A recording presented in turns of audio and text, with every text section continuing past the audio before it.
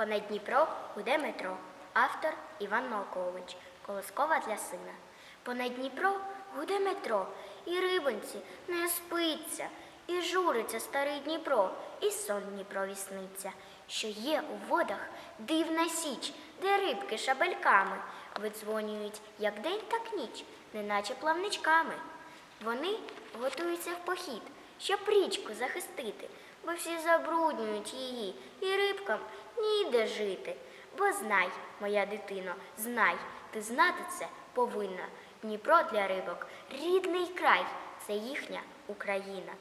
Тепер тебе питаю я, мій хлопчику чудовий, чи гостра шабелька твоя, чи коник твій готовий, щоб захистити ліс від сліз, і рідну нашу річку, і те подвір'я, де ти зріс, і зайчика, і лисичку.